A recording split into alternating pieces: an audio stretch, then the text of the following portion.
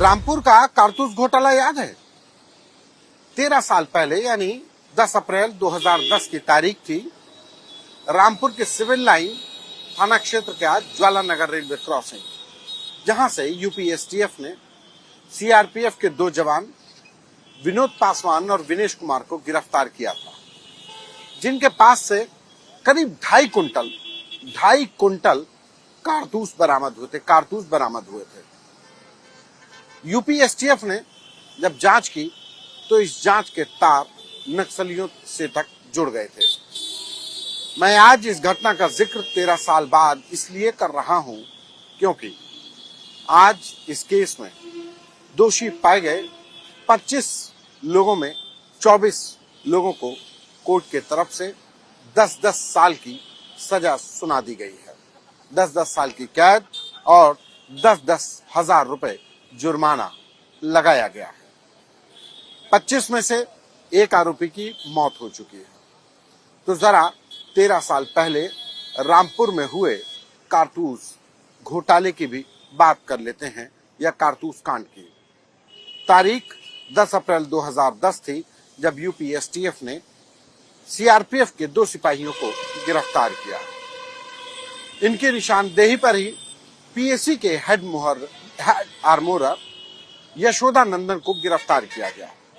प्रयागराज में पीएसी में head armourer Yashoda नंदन से पूछताछ की गई तो कड़ी दर कड़ी खुलासे होते चले गए। पहले जरा आर्मोरर के बारे में बता दूं कि उत्तर प्रदेश पुलिस में आर्मोरर एक अलग पद होता है, जो किसी भी पीएसी की वाहिनी में और हर जिले की पुलिस लाइन में होता है। ये आर्मोरर जिले भर के पुलिस वालों के हथियारों की देखरेख करता है, यानी वो हथियारों का जानकार होता है। हथियारों की देखरेख करने वाला सबसे बड़ा अधिकारी होता है। कितने कारतूस जिले की पुलिस को मिले, कितने की फायरिंग की गई, कहां पे यूज हुए, ये सारा लेखा जोखा वही आर्मोरर रखता है। और यही यशोदानंदन आर्मोरर थे। इस पूरे मामले को यूपी एसटीएफ ने जब खुलासा किया तो रामपुर के सिविल लाइन थाने में एफआईआर दर्ज हुई। उस समय रामपुर के एसएसपी हुआ करते थे रमित शर्मा, वही रमित शर्मा जो मौजूदा समय में प्रयागराज के पुलिस कमिश्नर हैं।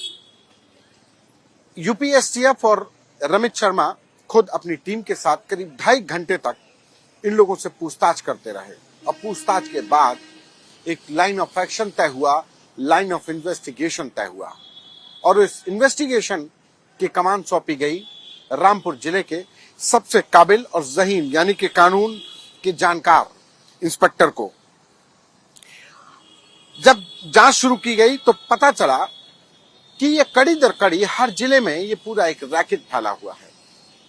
जो आर्मोरर थे वो कारतूस की चोरी करते, लोगों को देते और उनकी जगह पर खोखे रख दिए जाते, यानी कि कारतूस 400-500 कारतूस बेच लेते और उनकी जगह खोखे रख दिए जाते और बता दिया जाता कि पुलिस की बट फायरिंग में यूज होगा। बट फायरिंग का मतलब होता है कि पुलिस वाले जब प्रैक्टिस करते हैं, पुलिस के अधिकारी जब प्रैक्टिस करते हैं तो ये उनको कागजों में ही बता देते कि ये प्रैक्टिस में ये खोखे यूज हो गए, और वो जबकि बेच लिए जाते थे।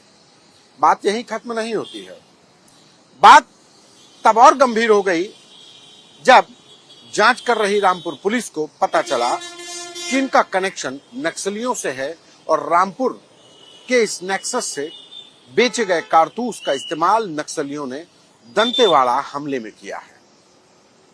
इस पूरे मामले की विवेचना रामपुर पुलिस के द्वारा की गई और 25 लोगों के खिलाफ चार्जशीट लगाई गई।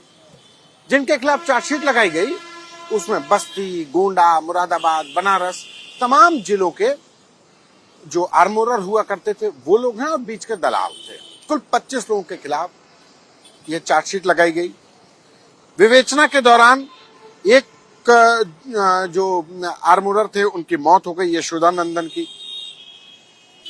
चार्जशीट लगाने के बाद तमाम कहानियां इस तरीके की भी आई। चार्जशीट से पहले की अगर कहा जाए तो गलत नहीं होगा। विवेचना के दौरान किस तरीके से नेक्सस था कि इस विवेचना को भी प्रभावित करने की कोशिश की गई, क्योंकि पुलिस वाले मौजूद थे, पुलिस वाले इसमें आरोपी थे।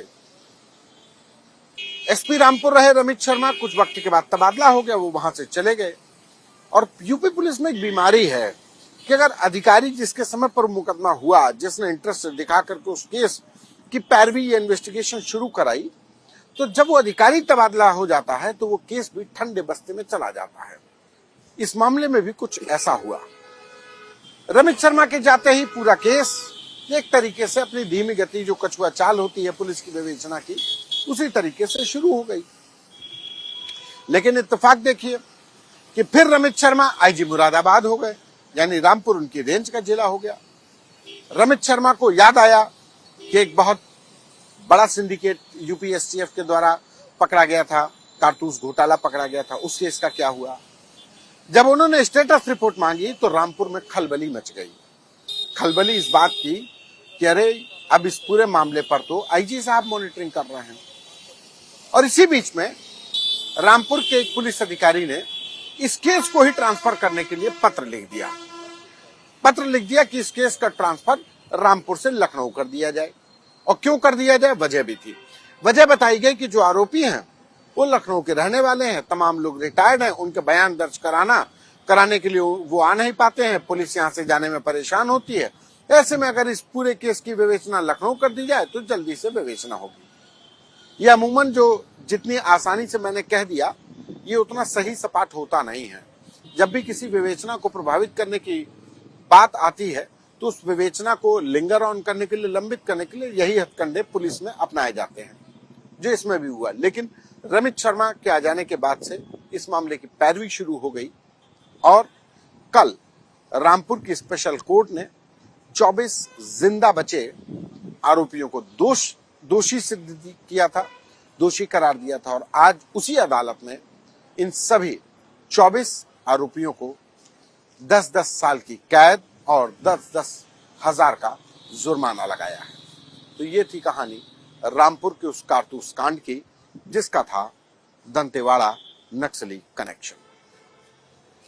बने रहिए यूपी तक, देखते रहिए वैसा। नमस्कार।